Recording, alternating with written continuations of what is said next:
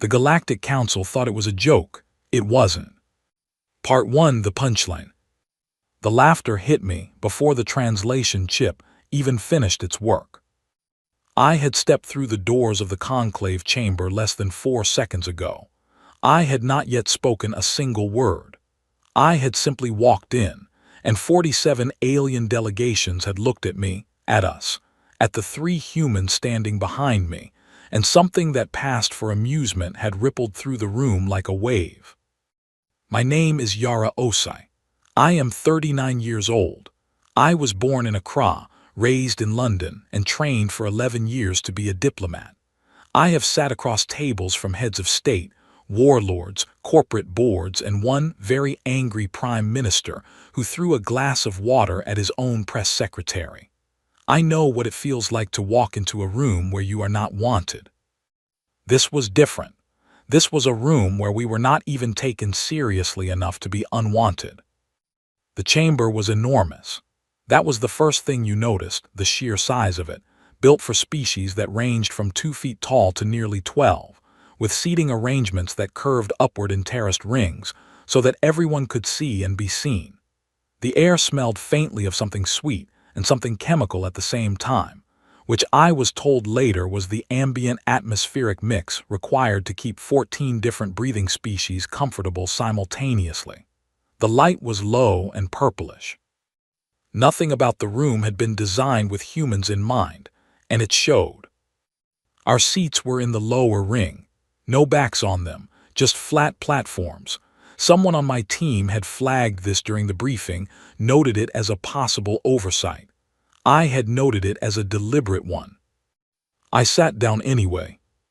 Behind me, Lieutenant Oliver Crane, my aide, 26 years old, very serious, terrible at hiding his feelings, leaned forward and whispered, "They're still laughing."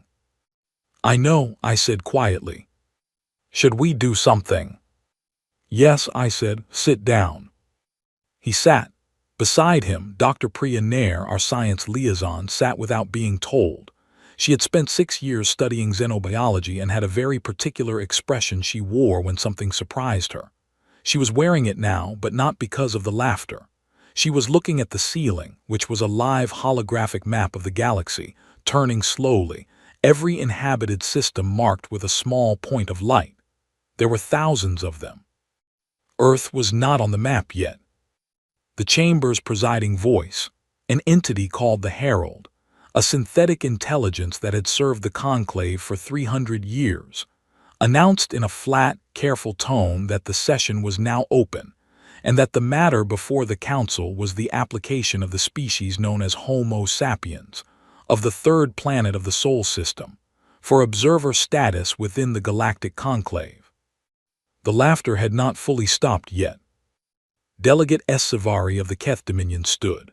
S. Savari was tall, gray-skinned, with 4 arms, and a face that conveyed emotion through the movement of small fronds along the jaw rather than through expression. Her translator rendered her voice as something between a contralto and a cello. She held up a physical document, a printed copy of our application, which I found both flattering and somehow ominous, and began to read from it. She read our civilization's listed accomplishments, our medicine, our engineering, our energy infrastructure, our communication networks. She read them in the same tone a person might use to read out the contents of a child's school project. Each item received a small wave of reaction from the chamber, not mockery exactly, more like the sound of people struggling not to be openly rude and mostly failing. When she got to the line where we described ourselves as a resilient and adaptive species with a demonstrated capacity for cooperation under pressure, the chamber produced a sound I would later describe in my official report as sustained amusement lasting approximately 9 seconds. 9 seconds is a long time when you are sitting on a backless chair in a room full of aliens who find your existence charming. S. Savari set the document down. She looked at me directly. Her fronds moved in a configuration I didn't recognize yet. "The application before us," she said, "is respectful in tone and earnest in presentation. We acknowledge that. However, the conclave must be candid. The Sol species is newly spacefaring. Your fastest vessel would require 60 years to reach the nearest conclave border. Your energy output, while growing, is currently categorized as a Class 2 civilization. Observer status requires a minimum Class 3 rating. She paused. We suggest you return when your development has progressed. She sat down. I waited. The herald said in its careful, flat voice, "Does the applicant wish to respond?" I stood up. I reached into the bag beside my chair and took out a folding seat, a simple canvas camping chair, the kind you buy for outdoor concerts, the kind Oliver had thought was a strange choice to pack for first contact with the galactic community. I unfolded it in the center of the floor, in the open space between the human delegation and the council rings. I sat in it. I folded my hands. The chamber went quiet. Not a polite quiet, a confused quiet, the kind that happens when something occurs that simply has no category in anyone's experience. Esavari's fronds moved in a new configuration. "What," she said slowly, "are you doing?" "Waiting," I said. "Waiting for what?" "For the vote," I said. "I understand you have not voted yet. The application has been presented, a position against it has been stated, and the floor has been offered to me. I have not yet made my case. Until I do, and until the council votes, I will wait here." Another silence. Oliver told me later that he had spent those seconds staring at the floor and mentally drafting his resignation letter. Priya told me she had been fascinated by the reaction in the chamber, that in her observation, 14 distinct species had all, independently, produced the same response: stillness. Not the stillness of offense, the stillness of something unexpected. As Savari said, "You understand the vote is likely to be unfavorable." "I understand that is possible," I said. "Then why stay?" I looked at her. "Delegate, humanity has been told it was not ready, not capable, not qualified, and not welcome more times than I can count. By our own governments, our own institutions, each other. We kept showing up anyway. It is, if nothing else, what we are good at." The herald, after a pause that seemed slightly longer than procedurally necessary, said, "The council will hear the applicant's full statement." I stood up from the camping chair, picked it up, folded it, and set it beside my delegation seats. I made the case for humanity. I spoke for 40 minutes. I did not use notes. I talked about what we were, not what we had built. The 200,000-year record of a species that should have died a dozen times and somehow had not, that had made catastrophic mistakes and then stubbornly corrected them, that had looked at its own worst impulses and chosen, repeatedly, imperfectly, incompletely, to try to be better. I talked about our medicine.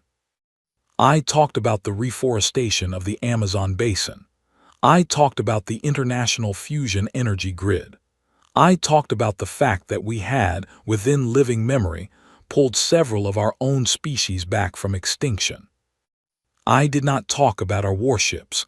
I figured they would come up eventually on their own. When I finished, the herald called for comments. There were several, most were skeptical, some were genuinely curious. Savari said nothing. The vote was called. Observer status required a simple majority. There were 47 delegations. The result was 24 in favor, 22 against, 1 abstention. We passed by 2 votes. Oliver exhaled so hard, he nearly knocked over his water. Priya was already writing notes on her tablet. I sat back down on my backless chair and looked up at the galactic map on the ceiling. All those points of light, all those civilizations. We were not on the map yet, but we were in the room. That for now was enough. Part 2, first contact with what we actually are. 6 months. That was how long it took for the conclave to stop thinking of us as a curiosity and start thinking of us as a problem. I will not pretend it was entirely their fault. As observer delegation, we had access to every open session, every public record, every non-classified briefing the conclave circulated. Most delegations assumed we would attend a few sessions, ask polite questions, and spend the rest of our time absorbing the culture of the chamber. That is what every other observer species had done in the past. We attended every session, all of them. Oliver had built a scheduling system within the first week that ensured at least one human was present in every open chamber event at all times. We asked questions constantly. Not aggressive questions, not provocative ones, just questions. Clarifying questions. The kind that made it clear we were paying attention to details that other delegations had long ago decided were not worth thinking about. Within 3 months, I had developed what Oliver called, with some affection, my reputation. The reputation was this: I was the delegate who would not stop asking why. Not in a difficult way, in a genuine way. Why does this treaty have a sunset clause that no one has exercised in 4 centuries? Why is this patrol route configured this way when the sensor gap here would allow a medium-weight vessel to pass undetected?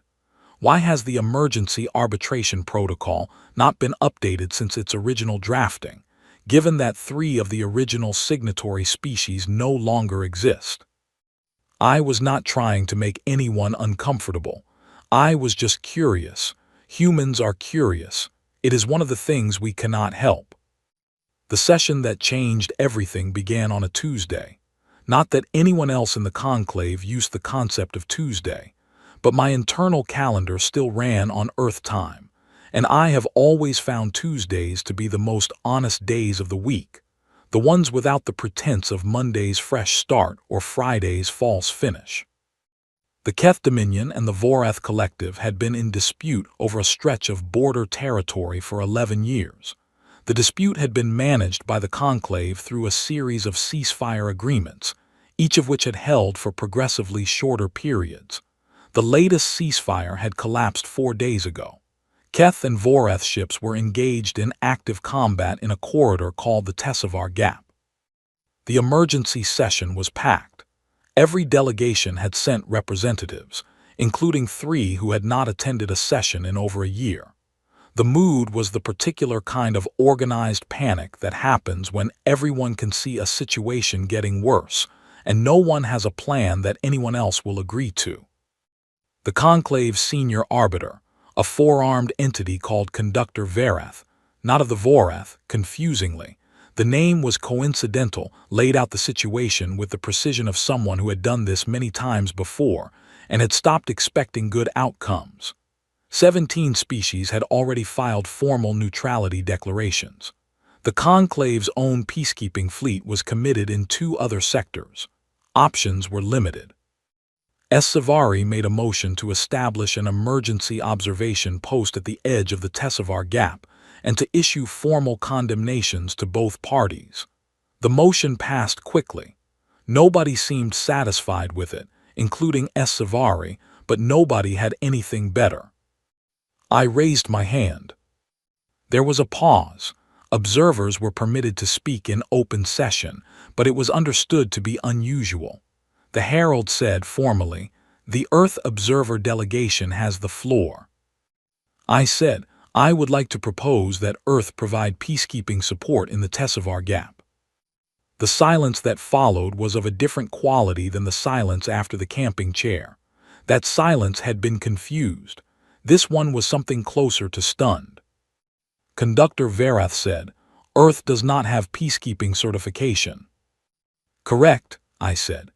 "We are applying for emergency provisional certification under Article 41 of the Conclave Charter, which allows for non-certified parties to operate in a support role under conclave oversight during active crisis situations." Another pause. I could see several delegates pulling up the article on their terminals. I had memorized it 3 months ago.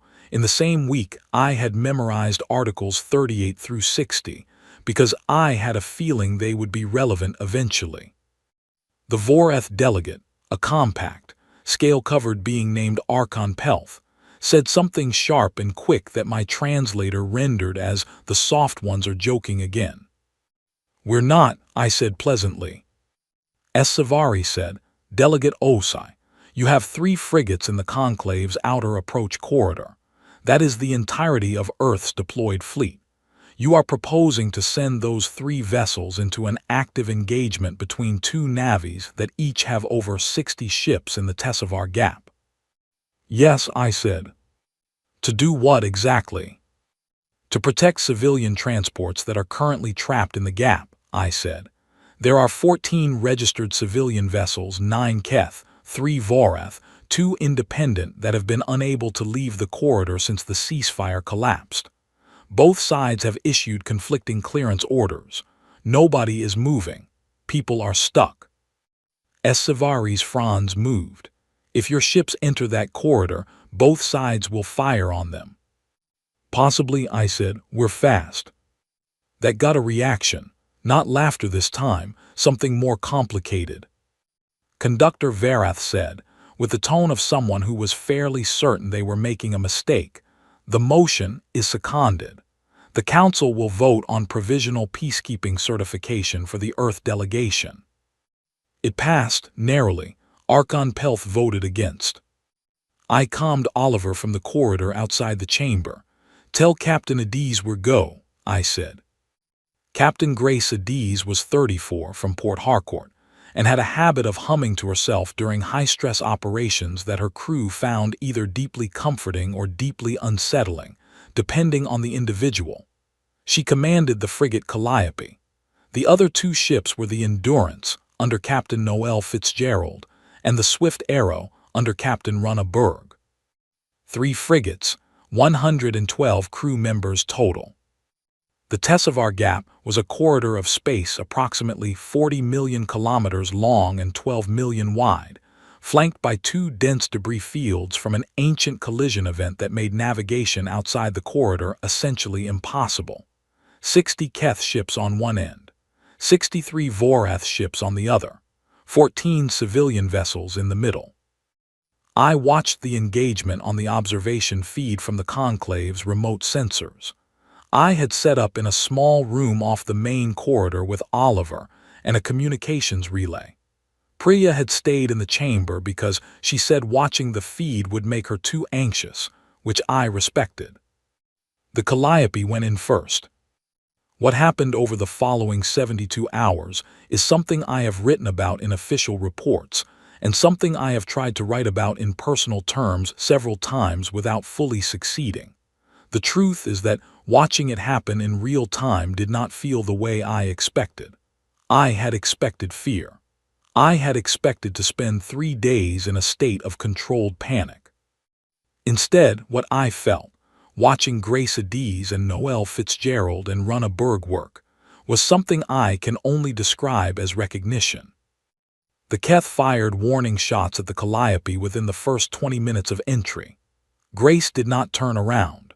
She broadcast on open frequencies, in the Keth primary language, which she had spent 2 weeks learning, that she was not a combatant, she was not aligned, and she was there to escort civilian ships out of the corridor, and she would appreciate it if everyone stopped shooting for long enough to let her do that.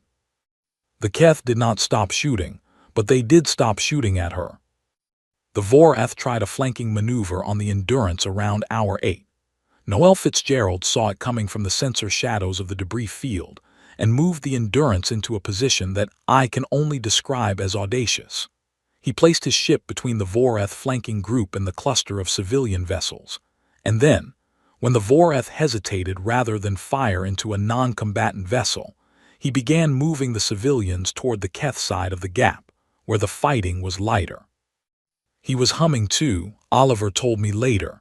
Apparently the captains had talked. Runna Berg's Swift Arrow lost its forward sensor array at hour 31 when a stray weapons discharge from a Keth Vorath exchange caught her port side. She rerouted navigation to the secondary array, reclassified the damaged section of hull as non-critical, and kept moving. She also, in the same hour, personally docked with a Vorath civilian transport whose pilot had lost consciousness due to a pressure leak, brought the pilot back to consciousness with the ship's medic on comm guidance, and got the transport moving again. After 72 hours, all 14 civilian transports were out of the corridor. Not one human crew member had been lost. Not one human ship had been destroyed. The Keth had lost 11 ships to the Voreth exchange. The Voreth had lost 9. I submitted the mission report to the Conclave, noted the outcome, and requested that the 3 ships be formally recognized as having completed their provisional peacekeeping assignment. That night, I wrote in my private log a note that I was not sure what to do with. The note said, "I watched 112 people go into something genuinely dangerous, and what I noticed was that they were not afraid in the way I expected. They were focused, intensely, completely focused, like the size of the problem had met something in them that needed exactly that much size to feel fully used." I did not include that in the official report. I was not sure whether it was a strength or something else. I was not sure it mattered which.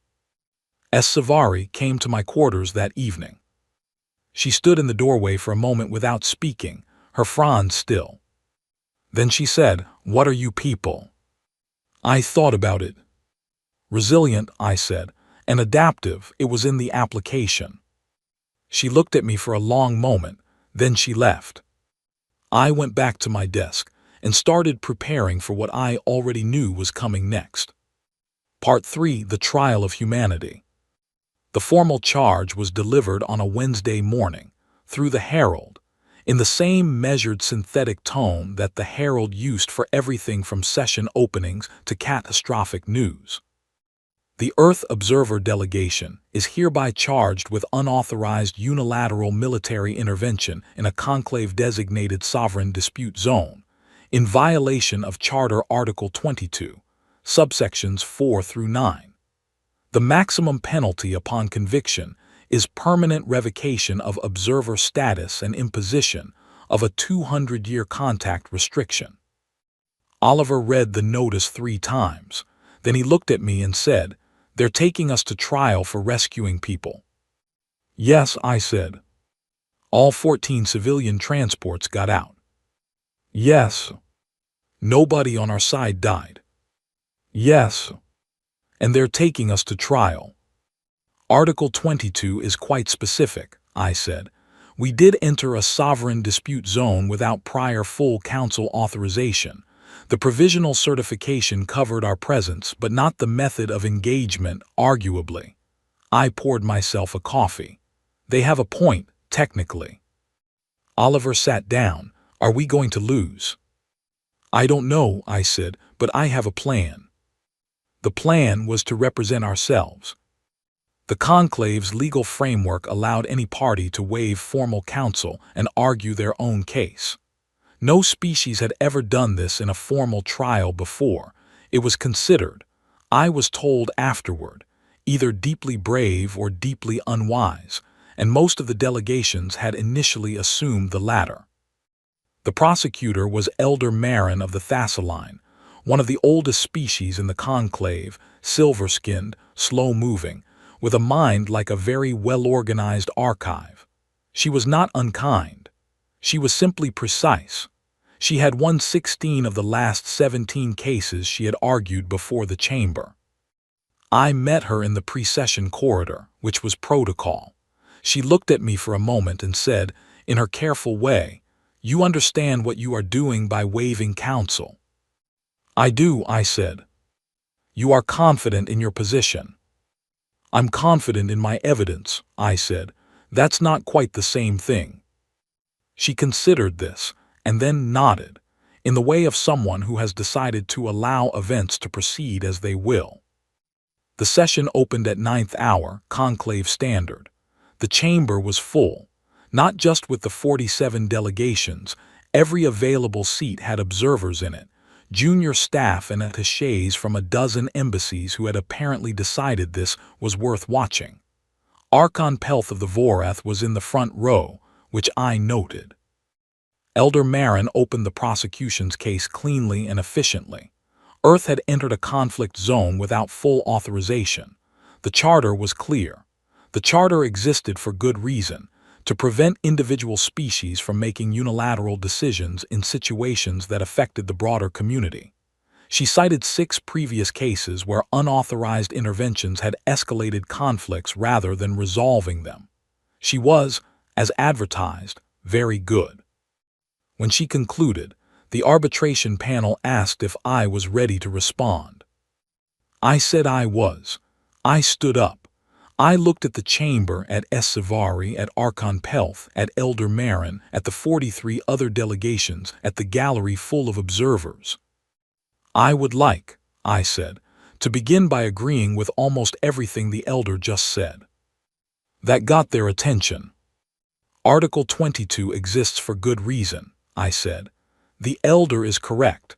Unauthorized unilateral action in a dispute zone is dangerous, and the conclave is right to take it seriously. I am not here to argue that the rule was wrong. I am here to argue that our actions, taken in full view of the circumstances, were the right ones, and to ask this chamber to consider what the word right means when 14 civilian ships are trapped between 2 navies and the authorized response is to issue a condemnation and watch. Elder Marin made a procedural note. She was watching me carefully. I began presenting evidence, not of the battle, of us. I put up the first file. It was a historical record, a summary of Earth's last 200,000 years, organized not chronologically but by crisis. Ice Age survival events, plague records, near-extinction scenarios that the species had come through, each one listed with the estimated probability of survival at the time of occurrence and the actual outcome. I said this is who we are, not what we have built who we are, a species that by any reasonable statistical model should not be here. We have faced situations that should have ended us repeatedly and we are still here. Not because we are lucky, though we have been. Not because we are powerful, though we are becoming so. But because when a situation becomes desperate enough, we do not stop. We change. We adapt. We find a way. I moved to the next file. Earth's environmental recovery record. The coral reef restoration programs. The reforestation projects. The near-extinction species that had been brought back from the edge through deliberate human intervention. We have also, I said, made serious mistakes, some of them nearly permanent ones. I am not standing here to tell you that humans are perfect. I am standing here to tell you that humans are the species that looked at its own worst outcomes and chose repeatedly to try to correct them. Not always successfully, not always in time, but the attempt was made. Elder Marin said, I must ask, what is the relevance of this historical presentation to the specific charge before the panel? I am establishing character, I said. The chamber was very quiet. The conclave does not know us yet, I said. You have known us for 6 months. Before this session is over, I want this panel to understand that the 3 ships and 112 people who entered the Tessevar Gap were not there because Earth is reckless or because we have contempt for your charter. They were there because 14 ships full of people were in danger, and we could not look at that and do nothing. That inability, that specific inability to look away when someone needs help, is not a flaw we are trying to correct. It is the thing we are most deeply. I paused. Now, I said, I would like to show you a recording. The recording was from the Swift Arrow's external sensors, time-stamped at hour 51 of the Tessevar operation.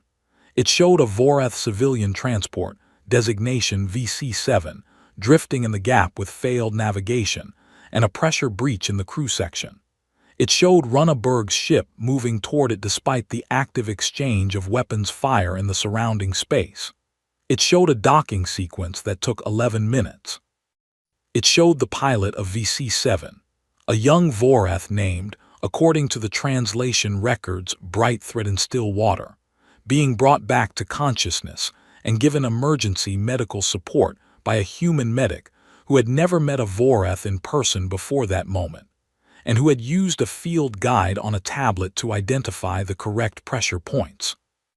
Bright Thread in Still Water was alive. I had confirmed this before the trial. She was in a recovery facility on the Vorath home station. She had sent, through official channels, a message to the Swift Arrow crew that my translator had rendered as something close to you came back for me. I let the recording end. Archon Pelth of the Voreth was very still. I said the crew of the Swift Arrow was not authorized to perform that docking. It was not in the provisional certification scope. Captain Berg did it anyway because a person was dying, and she was close enough to do something about it. I sat down. Elder Marin was quiet for a moment. Then she said, carefully, "I have no further questions for the evidence." The arbitration panel conferred. It took 40 minutes, which felt like significantly longer. The senior arbitrator, a methodical and silver-haired Thassaline named Conductor Orvath, said the following: "The panel finds that the Earth delegation did operate outside the strict parameters of its provisional certification. However, the panel also finds that the outcomes of the Earth delegation's actions, 14 civilian ships evacuated, 0 fatalities among non-combatants, represent a result that the Conclave's authorized response would not have achieved." He paused. "The panel reduces the charge to a formal advisory reprimand, notes the exceptional circumstances, and recommends that the Conclave's Charter Commission review Article 22 to address gap situations of this nature." A reprimand, not an expulsion, not 200 years of silence. I accepted the reprimand. Archon Pelth left the chamber without looking at me. Savari caught my eye as I walked toward the exit. Her fronds moved in a pattern I had learned to read by then. It was as close as I could translate, something like respect. Part 4: The Reckoning arrives. I had been Earth's delegate for 2 years and 4 months when the signal came in. It did not announce itself dramatically. It was a data packet, tagged routine, from the Conclave's long-range deep-field observation network, the system of automated probes that the Conclave had deployed across the outer rim of the galaxy over the past millennium. Routine packets came in every day. Nobody in the chamber read them in real time. They went to the analysis division, got processed, got flagged or not flagged, and got circulated on the morning brief. This one was flagged. I read it at 600 before anyone else in the human delegation was awake. I read it twice. Then I called Oliver. He answered immediately, which meant he had already seen it. "Tell me I'm reading this wrong," he said. "You're not," I said. The packet described a phenomenon detected at the outer rim, bearing designation S7 in the observatory's classification index. The description matched, in almost every detail, the thing that appeared in galactic historical records under several different names across 17 different species archives, the most common translation of which was the harvest. An automated machine swarm, origin unknown, purpose based on observed behavior over a recorded history of roughly 3,000 years, was the systematic stripping of resource-rich planetary systems. The swarm operated on a fixed algorithmic pathway and did not respond to communication. It did not make demands. It did not negotiate. It simply arrived, and then resources disappeared. There were 42 historical records of species encountering the harvest, 42 records of outcomes. There were 2 categories of outcome: civilizations that had fled and survived in part, and civilizations that had not fled in time. There was no third category. The Conclave called an emergency session within 4 hours of the analysis division's flag going wide. I had never seen the chamber so full or so quiet at the same time. Even delegations that had standing disputes with each other were sitting in adjacent seats without incident, which gives you a sense of the mood. Conductor Verath, who I had come to regard as a pragmatic and genuinely decent being in the 2 years since the Tessevar incident, laid out the situation in 30 minutes. The swarm was estimated to be 42 days from the galactic rim. Its current trajectory would bring it through a corridor containing 11 inhabited systems, 6 of which were Conclave members. The debate began immediately, and it was the specific kind of debate that happens when intelligent beings are confronted with something that frightens them deeply. Not chaotic, not loud, but very fast, very focused, and entirely pointed in one direction. The direction was away. Species with faster ships offered evacuation assistance to species with slower ones. Diplomatic channels were open to establish safe corridors. The Conclave's Records Division began emergency backups of cultural archives. Conductor Verath proposed a coordinated withdrawal plan that was, honestly, well-structured and humane and thoughtful. It was also, fundamentally, a plan to run. I waded through 40 minutes of this. I counted. Oliver, sitting beside me, had his hands flat on the table, which was what he did when he was thinking very hard. I raised my hand. The herald recognized me. The chamber adjusted. There was something in that adjustment, something I had learned to read over 2 years, that was not hostile, not dismissive. It was the attention of people who had stopped being surprised that I had something to say. Or I said, "We stop it." The silence was total. Conductor Verath said, slowly, "Delegate Osai, no civilization in recorded history has successfully stopped a harvest event." "Correct," I said. "The records are unambiguous. Direct engagement has been attempted twice. Both attempts failed. Both civilizations were subsequently destroyed." "I've read those records," I said. "I read them last night. Both attempts were made by single civilizations acting alone, with no coordinated support, using engagement models that tried to overwhelm the swarm with superior firepower." I paused. "The swarm's own operational records, and yes, it generates them, they're in the S7 packet, Appendix 17, show that it has an adaptive countermeasure layer that regenerates against sustained frontal pressure. But it's 3,000 years old. The base algorithm is 3,000 years old." I pulled up the file I had built between 600 and the session start.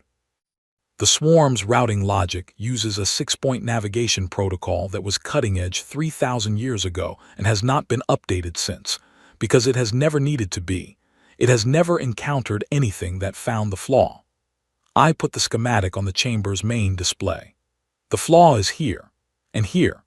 2 gaps in the sensor coverage pattern that create a blind corridor approximately 800 kilometers wide and 2 million kilometers long. If you put the right mass in the right position, the swarm's routing algorithm will interpret it as a debris obstruction and recalculate around it. And the recalculation pathway loops back through itself in a way that causes a cascading processing error. The chamber looked at the schematic. Archon Pelth of the Voreth said, "How did you find this?" "We looked," I said simply. What followed was the most difficult 36 hours of my professional life, and I am including the Tessivar trial in that assessment. Convincing 47 civilizations, each with their own military command structures, their own pride, their own very reasonable fear, to let human engineers take point on a plan that had never been tried, that rested on a flaw that no one else had found, in a timeline of 42 days, was not a thing that happened cleanly or easily or without significant friction. The Keth were the second ones to sign on, after 20 hours of negotiation. The Voreth were third, which surprised me, until Archon Pelth sent a private message to my terminal that said only, "Bright Thread in Stillwater sends her regards." I understood then. The operation had a name. It was called Operation Fixed Point, because it required holding a very specific position in space for a very specific length of time, while the swarm's routing algorithm did what we needed it to do. It required 8 ships in precise formation, carrying a combined mass profile that the algorithm would read as an impassable obstruction. It required those 8 ships to stay in position through the outer pressure wave of the swarm's approach, which would be significant. It required the people in those ships to hold their nerve. Grace Adiz volunteered the Calliope immediately. Noel Fitzgerald and Runa Berg sent their acknowledgments within the hour. 5 ships from 5 other species filled the remaining positions. The formation was commanded jointly by Grace and by a Keth fleet commander named Ironwind Before the Storm, who had a name that I thought was extraordinary, and who had a tactical mind that Grace, in her mission logs, described as genuinely frightening in the best way. I watched from the Conclave's command relay. I did not sleep for the 41 hours between the formation taking position and the swarm's arrival. The outer pressure wave hit the formation at hour 3 of contact. One of the Allied ships, a Voreth vessel, lost attitude control and had to withdraw. The 7 remaining ships tightened the formation to compensate. Grace's voice on the comm was steady. Ironwind Before the Storms was steady. The crew transmissions I was allowed to monitor were terse and technical, and from the human ships, occasionally interrupted by someone humming. At hour 9, the swarm's routing algorithm reached the decision point. We watched it happen on the tactical display, the massive distributed structure of the swarm, 3,000 years of accumulated harvesting mass, beginning to recalculate its path. The loop formed exactly as the analysis had predicted. The processing error cascaded through the swarm's coordination layer. The swarm stopped. Not slowed, not redirected, stopped. It sat in space for 6 minutes, running whatever passed for a diagnostic in a 3,000-year-old algorithm, and then it began slowly to disperse, not toward any inhabited system, but outward toward the rim, as if seeking a path that its damaged routing system could process. The tactical display showed the threat index drop from critical to elevated, then from elevated to moderate, then from moderate to 0. The room around me, the Conclave's relay center, full of analysts and officers and diplomatic staff from a dozen species, was absolutely silent. Then someone started clapping. I do not know which species started it. Within a few seconds, it did not matter, because the sound had spread through the room in a wave that I felt in my chest like something physical. We lost 3 people, not from the Calliope or the Endurance or the Swift Arrow. From one of the Allied ships, a Keth scout vessel, whose reactor experienced a failure during the pressure wave. 3 names I memorized.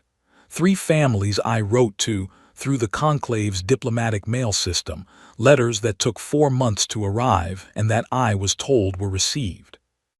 I sat with those 3 names for a long time before I went back to the chamber. I had no triumphant words prepared. I had not planned on there being triumph. I had planned on there being an outcome, and I had hoped it would be the right one, and it was, and 3 people were still gone, and both of those things were true at the same time, and I did not know how to put that in a speech, so I did not try. I went back to the chamber, and I sat down.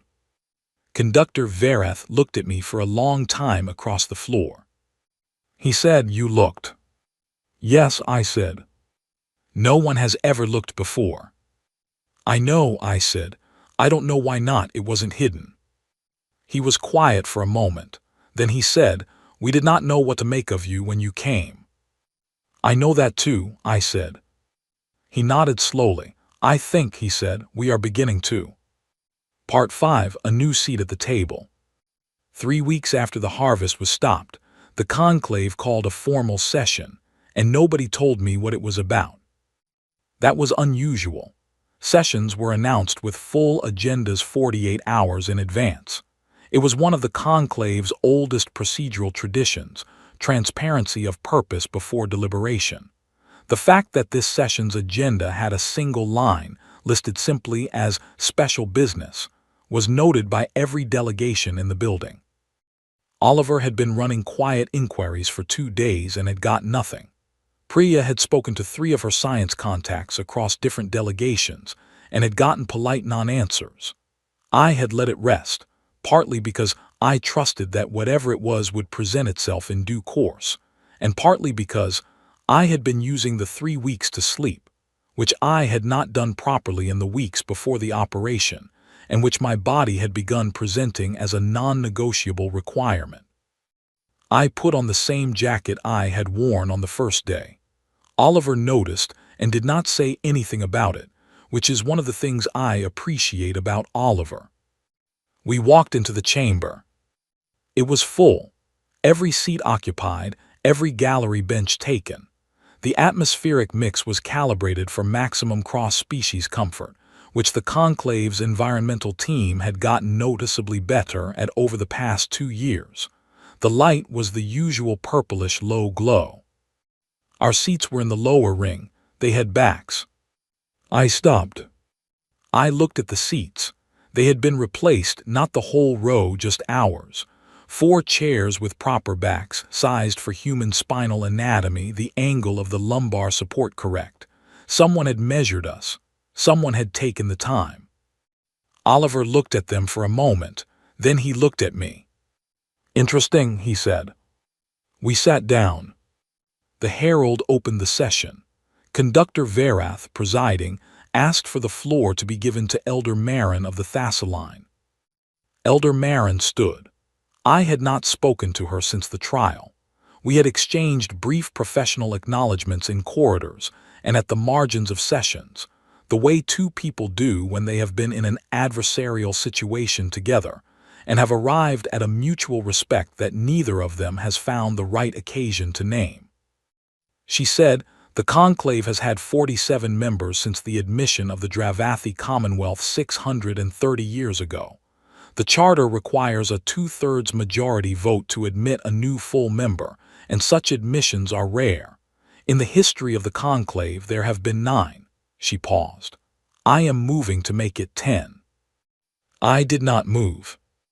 I move that the Earth delegation be granted full membership in the Galactic Conclave of Worlds, effective immediately, with a permanent seat on the main council, and full voting rights on all matters of charter, security, and general assembly." The chamber was very still. I thought about the first day, the laughter, the 9 seconds, the backless chairs, the way Essevari had read our application aloud as though it were something found in a lost and found box. Conductor Verath said, "The motion is before the council. Is there a second?" Essevari of the Keth Dominion said, "Immediately, seconded." I had not expected that. I had thought, if I was being honest, that the Keth would be the last, the border incident, Archon Pelth's antagonism, the years of friction. I had thought it would be someone else. Essevari did not look at me when she said it. She looked straight ahead at the chamber floor, her fronds in a configuration I had learned, over 2 years, to associate with deliberate calm. Conductor Verath called for discussion. Delegate Oran of the Pirath Assembly said that the motion was unprecedented in its speed, that full membership applications traditionally went through a 3-year review process. Conductor Verath acknowledged this and noted that the Charter's emergency provision, Article 7, allowed for immediate admission in cases of extraordinary demonstrated contribution to conclave welfare. Delegate Oran asked whether stopping a harvest event qualified. Conductor Verath let the question sit in the air for a moment and then said, "The panel believes it does." Delegate Sarath of the Inlassi said that Earth's population had not been formally consulted on whether it wished to join, and that this represented a potential legitimacy concern. I raised my hand. The herald recognized me. I said, "We have been formally consulted. Our planetary council voted on this question 4 months ago in anticipation of it arising. The vote was conducted across all member nations. The result was 91% in favor." I paused. The remaining 9% had various objections, most of which centered on concerns about the conclave's commitment to member support in crisis situations. I looked at the chamber. I think the events of the past several weeks have addressed that concern. There was a sound in the chamber, not the laughter from the first day, something lighter, something that, from the human delegations in the gallery, became actual laughter, the real kind, the kind that is not at anyone but simply in response to something landing right. Conductor Verath moved to the vote. Full membership required 2/3, 32 votes of 47. I watched the board.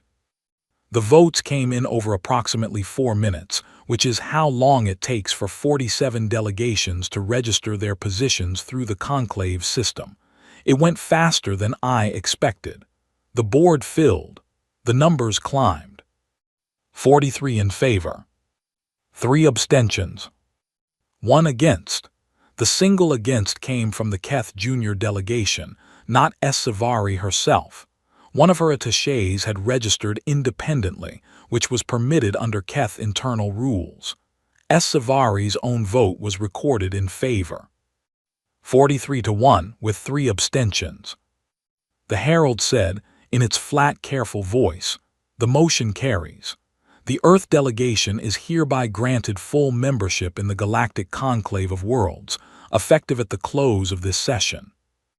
Oliver put his face in his hands, not in distress, the opposite. Priya, who had told me she would be watching from the gallery because watching the feed would make her too anxious, was in the gallery in the 3rd row, and I could see her pressing both hands flat against her mouth, and her eyes were very bright. I sat with it.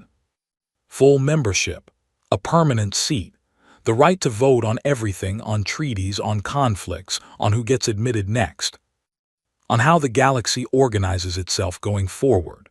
112 people who had held a formation under pressure, and 3 people who had not come home, and 14 civilian ships, and a camping chair, and 40 minutes of testimony, and a 3,000-year-old flaw that no one had looked for because no one had thought to look.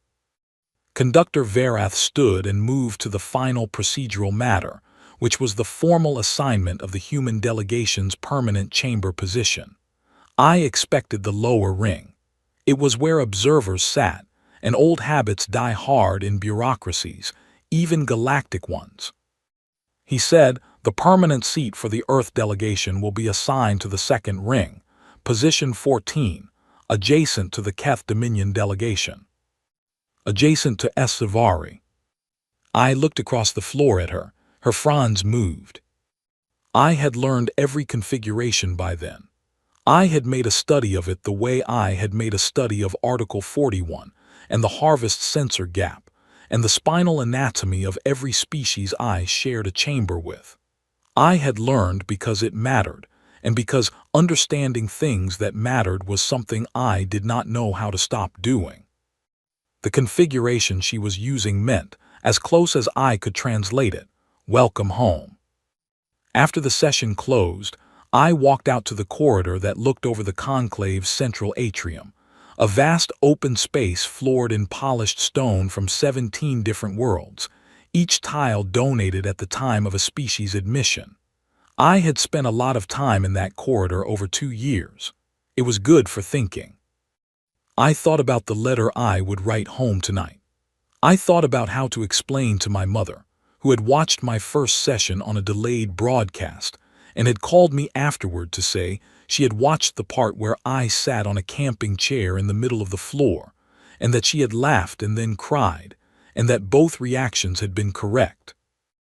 I thought about Grace Adiz, who was on her way back in from the outer rim and who would be in the conclave's docking bay in 14 hours, and Noel Fitzgerald and Runa Berg, and all 112 of them. I thought about Brightthread in Stillwater, and whether she knew yet what had happened today, and whether it mattered to her. I thought about the 3 who had not come back, whose names I kept on a card in my jacket pocket. I had put the card there before the first day, and I had never taken it out. It seemed important to keep them close in the room where decisions were made. Oliver appeared beside me. He had a cup of coffee, actual coffee, from the small machine we had installed in the human delegation's office on the grounds that some things were non-negotiable, and he handed it to me without saying anything. We stood there for a while. Then he said, "Do you think they'll laugh again, sometime?" "Probably," I said. "At something, we do things that are strange to them. We probably always will." "Does that bother you?" I thought about it honestly.